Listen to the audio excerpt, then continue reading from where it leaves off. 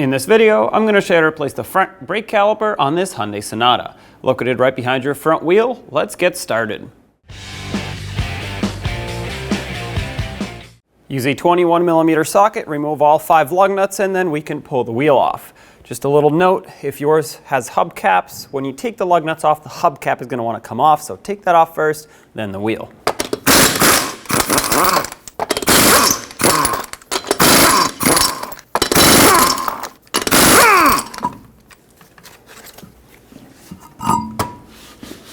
Now on the back side of the knuckle, you'll see 2 17mm bolts holding this caliper onto the knuckle. I'm not going to separate the caliper from the bracket, I'm just going to remove it as an assembly. In order to get to this top bolt, we have to remove a 12mm bolt holding on the brake hose, otherwise this will be in the way of a socket sliding right in here.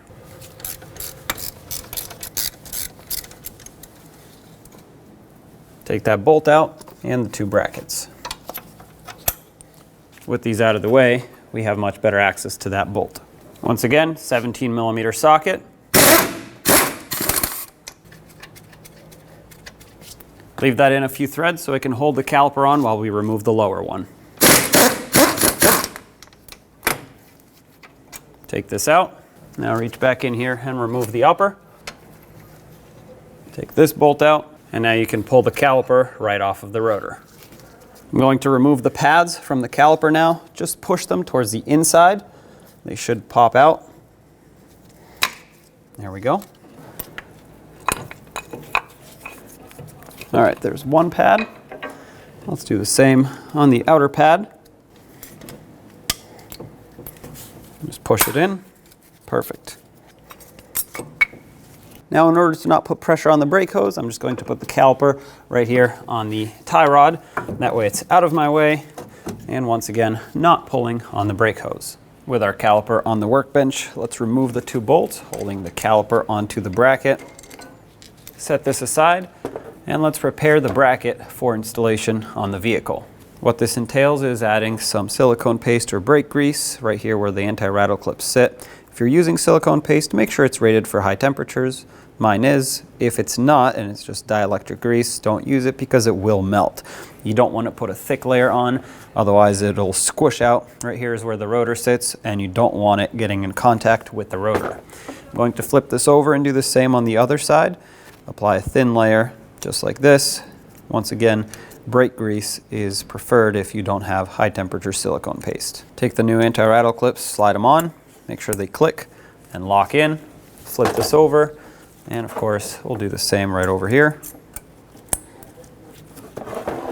Now let's pull the slider pins out one at a time and add some silicone paste over here. I know they already have a little bit of grease, but this is nowhere near enough for proper operation. This is so it stays lubricated while it's being stored. At this point, I'm going to add some silicone paste that's on my brush directly onto the pin. I will also take some extra, put it right inside this boot. This is going to keep this well lubricated over time. Work that into the folds of the boot. Take the pin, slide it all the way down. Make sure that grease gets right up here on this lip where it seals up. You'll notice there's most likely going to be air stuck in the pin here or in the boot. What you want to do is squeeze the pin, lift up on the boot, and all of the air comes out. Twist this a few times to work that grease in.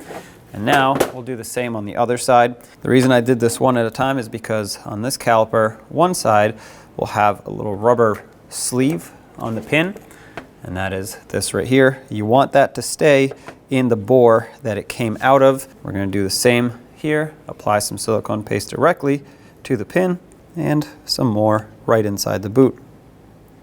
Work that in. Put the pin through. Once again, we have air stuck in here, so push the pin in, pull the boot up, careful. There we go. Give this a few twists, and this is ready for installation.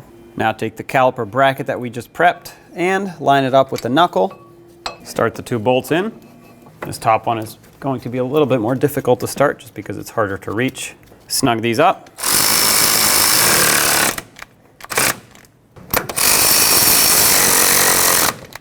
Torque these 2 bolts to 55 foot-pounds.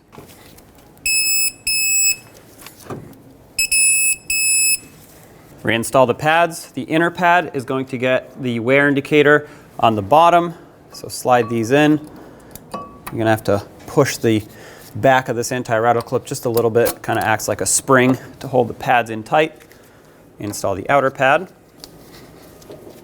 There we go. Now take the caliper, put it over the pads and over the slider pins. Have your 2 bolts ready to line these up and start them in so this can be held on. Torque these 2 bolts to 24 foot-pounds.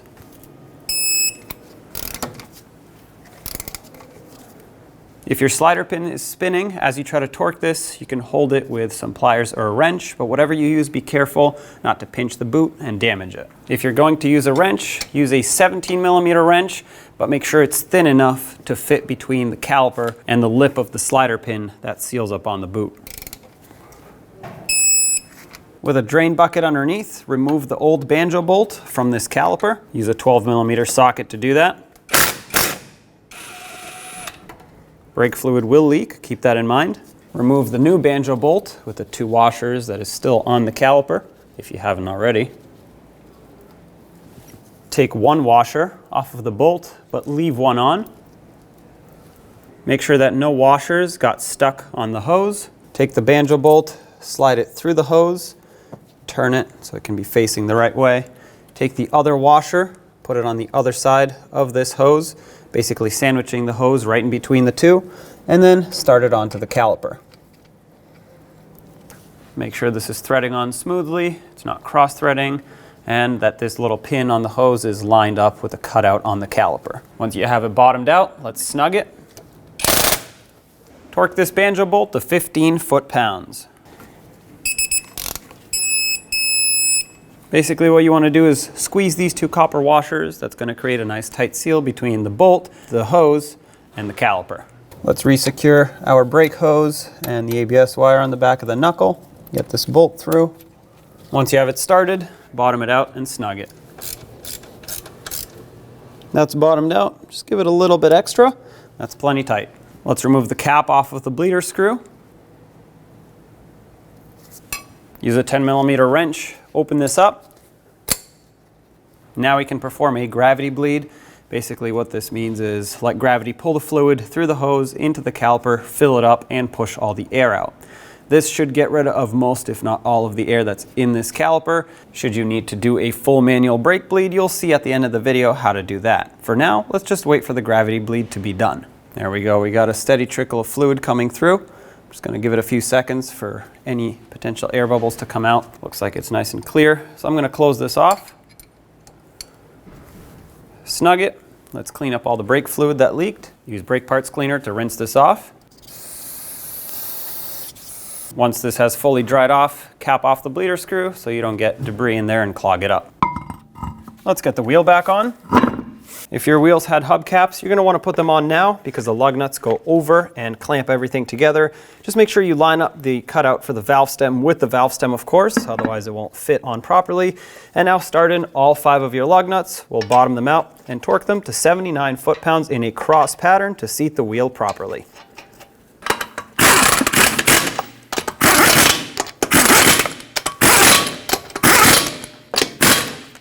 Once again, 79 foot-pounds in a cross pattern.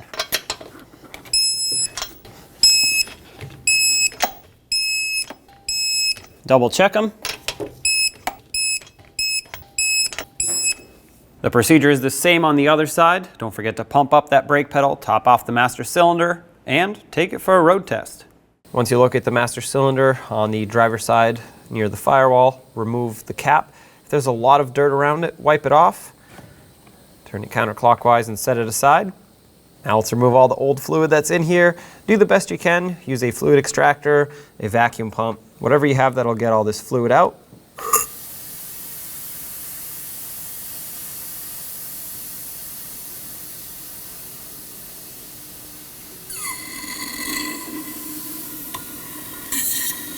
That's all the brake fluid I'm going to be able to get out of it. Let's stop right there. This braking system takes .3 or .4 brake fluid. I have a .3 bottle right here that I'm going to fill this reservoir with. Let's fill it all the way to the max line. Once it's full, cap it off. We are now ready to start the bleeding procedure. The first caliper we're going to bleed is going to be the right rear caliper. That's the passenger side rear. We then cross over to the driver's side front. That's the left front caliper. Then, of course, top off that master cylinder so you don't run it too low on fluid. Then you go back to the left rear caliper. That's the driver's side rear. Lastly, you do the passenger side front or the right front, and then, of course, top it off again. After you've bled all 4 calipers, if the pedal feels spongy still, you want to bleed again in the same sequence until you're happy with how it feels. We are at the right rear caliper. This is where we're going to start. I'm going to pop off the bleeder screw cap first. Sometimes you can use a little pocket screwdriver for that. And then you're going to use a 10mm wrench to break this free. I also have an assistant in the vehicle ready to pump up the brakes, and they're going to hold pressure after a few pumps. That's going to push the fluid through the system. Additionally, I have a little reservoir with a hose that's going to collect all my fluid. And at this point, we are ready to start. So you can go ahead and pump.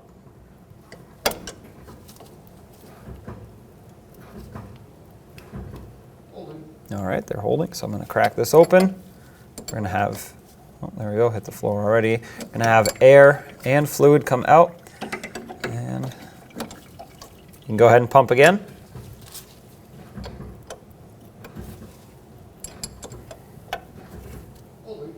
All right, holding pressure.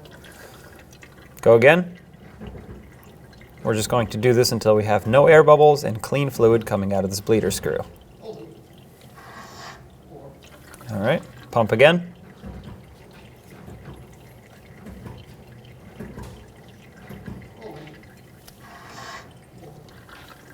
Okay, there are no air bubbles coming out, but the fluid is very dark, so let's go a few more pumps. Pump again.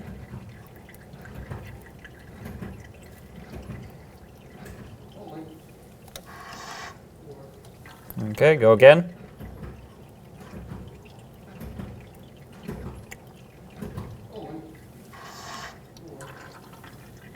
Go again.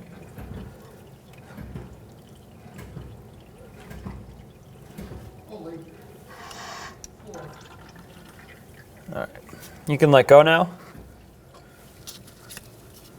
I'm gonna remove this and clean off any brake fluid that may have dripped off. Use brake parts cleaner if needed, and cap off the bleeder screw. And now we're going to move to the left front. That's the driver's side front caliper. We're now at the left front caliper. Going to do the same thing. Pop the bleeder screw cap off and put my little collection receptacle on with the hose. Have a 10mm wrench ready, and go ahead and pump up the brakes. All right, holding pressure. Open this up. Go ahead and pump again.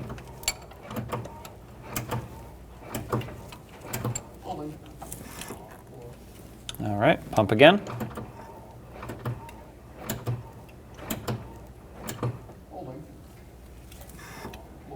All right, pump again.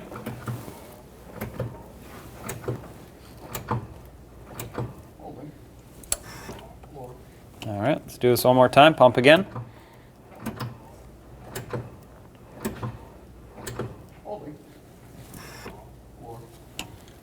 That's pretty clean right there. No air bubbles. You can let go. Take this off. Once again, wipe anything off that may have dripped. Use brake parts cleaner if needed. Cap this off. Now let's go top off that master cylinder. We've bled 2 calipers and we don't want it to get too low. And then we'll move to the right rear and then the left front to finish it off. Now let's top off the master cylinder, keep it nice and full. Then move to the left rear caliper and bleed that one. And then finally finish off with the right front. Everything's all bled. Let's fill this up one last time. Make sure it's up to the max line and cap it off. Once everything is done, put the wheels back on, torque them to 79 foot-pounds in a cross pattern, and take it for a road test. When only the best will do, demand TRQ. The only company that lets you view before you do. TRQ is committed to offering the highest quality aftermarket auto parts that are engineered for peace of mind. Thanks for using and viewing with TRQ.